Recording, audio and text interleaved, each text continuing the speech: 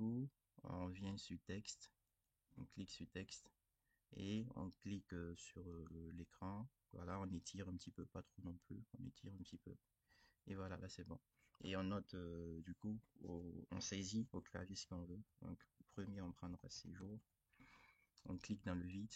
Voilà. Et du coup, on voit que on a bien les textes qu'on veut, sauf que c'est très grand. Donc, on sélectionne, donc, on fait clic gauche sur l'écran, on sélectionne, on refait un deuxième clic et on clique là-dessus, on double-clique sur le séjour. Donc, ensuite, on fait CTRL A pour sélectionner tout le séjour. Et du coup, au-dessus, annotatif, en dessous, là, on a la hauteur du texte. Donc, on va modifier la hauteur du texte. On clique là-dessus. Donc, là, c'était 2,50. Je vais prendre 0,8. Entrée, voilà. 0,8 entrée, là, là, ça me convient. Donc, on clique dans le vide. Et c'est bon, on a séjour à la bonne dimension. Donc, le séjour, il faut qu'on le positionne bien où il faut. Donc, on fait clic gauche, on sélectionne, deuxième clic, voilà, et on peut le déplacer à partir d'ici.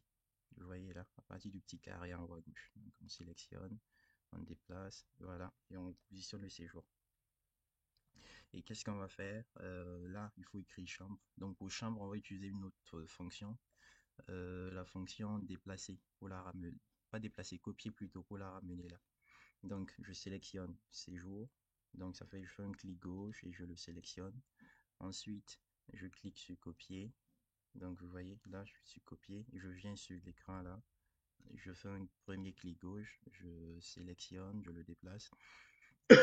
Et, excusez-moi, à la position qui me convient, je fais un deuxième clic gauche et c'est bon. Voilà, il est là. Et pour modifier le texte, donc je double-clique sur séjour. C'est bon. Donc, je fais un CTRL A et je modifie le texte. Donc, chambre. Voilà. Et donc là, je trouve que chambre, il est très grand. Donc, je vais remodifier, comme on a vu tout à l'heure. Donc, je double-clique sur chambre. CTRL A pour sélectionner. Je viens là pour la taille. Donc, je clique là-dessus. Au lieu de, je mettrai peut-être 0,6. Entrée. Voilà. Là, ça me convient. Je viens sur l'écran et je fais juste un clic gauche et c'est bon. Et pour uniformiser du coup les deux, pour avoir les mêmes dimensions, en fait, là j'ai chambre qui est plus petit que séjour. On utilise une autre fonction qui s'appelle copier les propriétés. Donc on monte au-dessus, là j'ai copié les propriétés. Donc un clic gauche, je viens, je fais un clic gauche sur chambre. Et donc du coup, il copie automatiquement les propriétés de chambre. Et comme je veux appliquer les propriétés de chambre à séjour, je viens cliquer sur séjour. Et voilà. Donc vous voyez, ça réduit séjour. Donc je fais échappe. Là c'est bon. Il nous reste le dernier texte ici, qui est salle de bain. Donc je sélectionne chambre. Donc on réutilise copier encore. Donc je viens là en fonction copier, je clique, ensuite je clique sur chambre, je le déplace, je le mettrai à l'extérieur pour l'instant. À l'extérieur c'est bon, échappe. Je double-clique sur chambre, on modifie chambre. Donc du coup, salle de bain. Donc salle de bain. Non, STP. Voilà. Et on le mettra à la verticale. Pour le mettre à la verticale, on sélectionne le salle de bain sur rotation là. On vient cliquer sur rotation. Voilà. Et on reclique sur l'écran et on modifie comme on veut. Voilà, on peut spécifier l'angle qu'on veut. Donc là, je clique sur 90 degrés et voilà, c'est bon, salle de bain. Et on utilisera maintenant la fonction déplacer. Et pour la fonction déplacer, je sélectionne salle de bain. Je viens là, fonction déplacer, je clique là-dessus. Je viens cliquer à l'écran là, par exemple, et je déplace salle de bain pour le mettre là, par exemple. Voilà, et salle de bain est bien positionnée. Donc maintenant qu'on a fini les annotations, on ira sur du coup les cotations. Je sais pas pourquoi excusez-moi, j'ai un peu de mal avec changement de calque. Voilà, donc on sélectionne calque, cotation.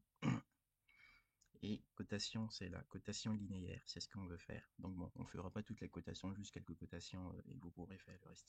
Donc on va juste faire les cotations du séjour. Donc les cotations, c'est là. Donc je clique là-dessus, linéaire. Donc je sélectionne mon premier point, mon deuxième point, et du coup, voilà, ça me donne la cotation là. Et je peux changer en fait le modèle, vous voyez là, c'est très grand. Bon, on fera un autre cours là-dessus, mais je vous montre un petit peu. On sélectionne la ligne là, je viens là en dessous, annotation, et là, style de code, je clique là-dessus, j'ai plusieurs styles que je peux sélectionner, je sélectionne par exemple standard qui est plus petit, voilà. Donc standard est la plus petite. Et si je veux le déplacer, je sélectionne clic gauche, je sélectionne.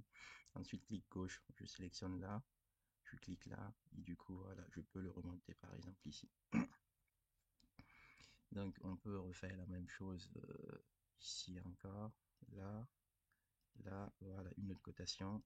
Et comme on sait copier les propriétés, je viens cliquer, clic gauche sur copier propriété, je clique sur celui-là et je reclique sur celui-là et voilà, j'ai les bonnes propriétés.